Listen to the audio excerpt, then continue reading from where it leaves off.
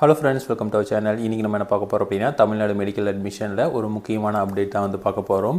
அதாவது தமிழ்நாடு லெவலில் rank list பார்த்திங்க அப்படின்னா நாளைக்கு வெளியாகுது அப்படின்னு அமைச்சர் வந்து சொல்லியிருக்காங்க. ஸோ இன்றைக்கி நடந்த பேட்டியில் அமைச்சர் என்ன சொல்லியிருக்காரு அப்படின்னா, Tamil Nadu medical selection, Tamil Nadu medical கவுன்சிலிங்கில் பார்த்திங்க அப்படின்னா நாளைக்கு ரேங்க் லிஸ்ட் வந்து வெளியிட போகிறாங்க.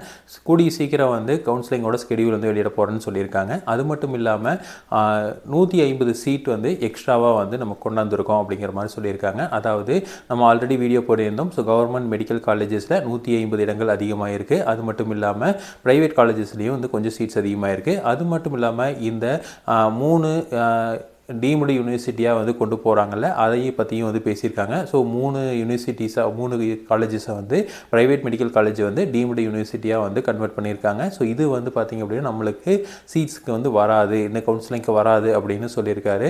ஸோ இது வந்து ஒரு முக்கியமான அப்டேட்டாக இருக்குது. அது மட்டும் இல்லாமல் 5 வருஷத்துக்கு உண்டான ஃபீஸை வந்து யாரும் வாங்கக்கூடாது, 4.5 வருஷத்துக்கு உண்டான ஃபீஸ் மட்டும் தான் வாங்கணும். ஸோ அதுக்கு உண்டான ஒரு கமிட்டி ஃப்ரேம் பண்ணி நிறைய தரவுகளை எடுத்திருக்கோம் அப்படின்னு சொல்லியிருக்காங்க. அந்த தரவுகளை பேஸ் பண்ணி ஆக்ஷன் இப்போ எடுக்க முடியாது.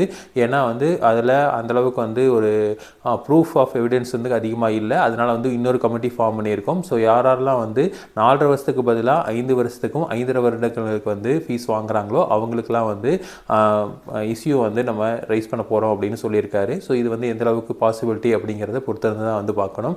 இப்போ வந்து கிடைச்சிருக்க ஒரு மிகப்பெரிய அப்டேட் என்ன அப்படின்னா, நமக்கு நாளைக்கு வந்து எந்த காலேஜில் நமக்கு சீட் கிடைக்கும், ப்ரைவேட் மெடிக்கல் காலேஜாக எவ்வளோ சீட்ஸ், எவ்வளோ கட் ஆஃப் இருக்கிறவங்களுக்கு, எவ்வளோ ரேங்க் இருக்கிறவங்களுக்கு கிடைக்கும். அதே மாதிரி கவர்மெண்ட் காலேஜஸில் யாருக்கெல்லாம் வந்து சீட் கிடைக்கும், எந்த மார்க் இருக்கிறவங்களுக்கு, என்ன ரேங்க் இருக்கிறவங்களுக்குங்கிறது தெளிவாக நமக்கு தெரிஞ்சிடும். ஸோ அந்த அப்டேட்டை நம்ம அடுத்தடுத்த வீடியோஸ்லாம் வந்து பார்க்கலாம். ஸோ இதே இன்ஃபர்மேஷன் உங்களுக்கு தொடர்ந்து வேணும் அப்படின்னு எங்கள் சேனலை சப்ஸ்கிரைப் பண்ணுங்கள். தேங்க்யூ.